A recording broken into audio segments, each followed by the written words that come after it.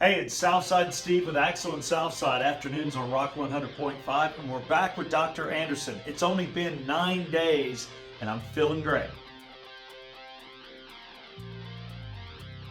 How you doing? Doing good, man. I didn't have any issues with swelling, and as far as the pain pills, I didn't take one of them. Didn't need them. Okay. True, and I was back to work on air the next day.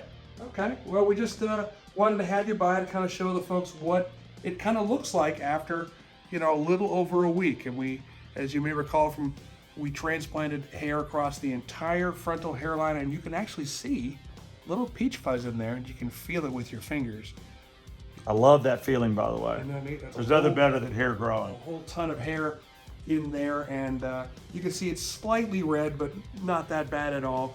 Has the scar been bringing you much discomfort? Or No, you notice it, you know it's there, but it's not discomfort, even on the pillow or even touching it or even wearing a hat, which I know a lot of people do. It's just a slight little pain, if anything, and it's nothing. Okay, so he had the linear type of procedure.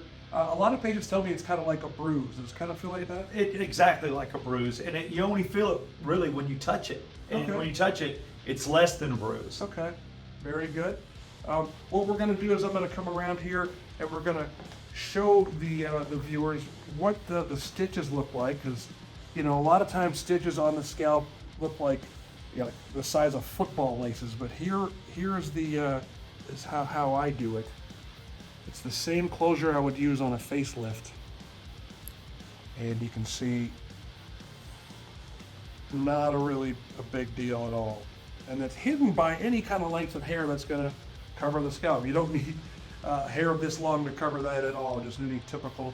I just didn't want to take any chances. No, it looks great. Any questions for me? No, I do notice that here at day 9, I was able to take a shower, and the first 4 or 5 days you're using baby shampoo and you're kind of patting it and using a cup of water, not letting the spray from the shower hit it. Am I clear now to take a normal shower and lightly rub the hair? Yes, you can go back. The grafts are essentially locked in at day 5, and since we're on day 9 now, you can go back to more or less normal living as a.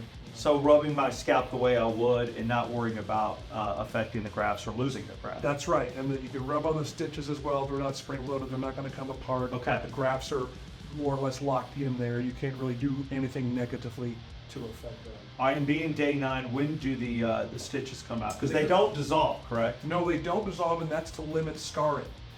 The stitches that do dissolve, it's cited an inflammatory response that can increase the amount of scarring, and we want to absolutely minimize that. So it's a nylon stitch that we're going to take out for patients who are from out of town.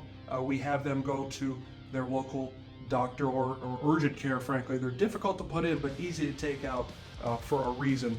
And so those just come out at day 14. I like to keep them in a little longer just to make sure everything heals up perfectly. And then the last question would be, because you feel the little hairs and you feel it wherever you put them, and it's like the greatest feeling in the world. It's like it's awesome.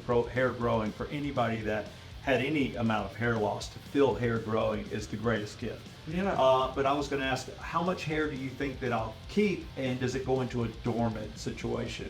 We want when the hair grow. You're gonna keep all of it, all these follicles.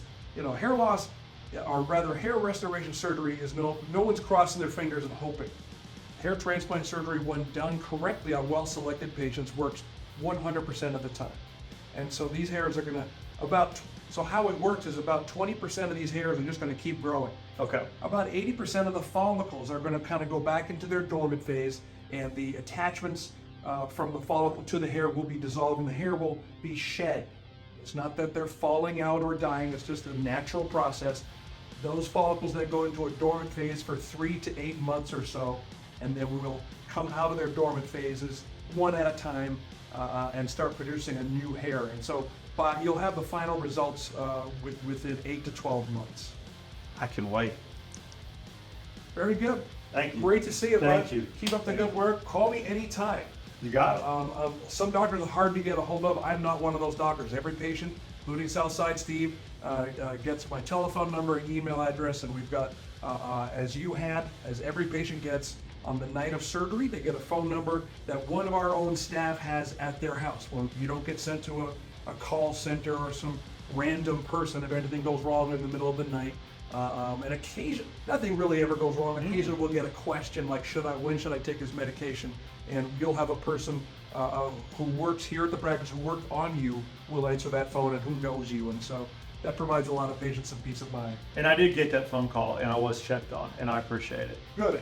Yeah, I check up on patients the day after as well, every time, just to make sure there's no confusion or about the instructions or any undue discomfort. Which, that really is not a thing. Because hair transplant is all we do, and I think we do a great job. You look fantastic. You do a great job. Your job now is just prevent future loss, and we talked about ways to do that. And so we'll be seeing more of you. Call me anytime. But Thank you once again. Thank you, Dr. You got it. Appreciate it.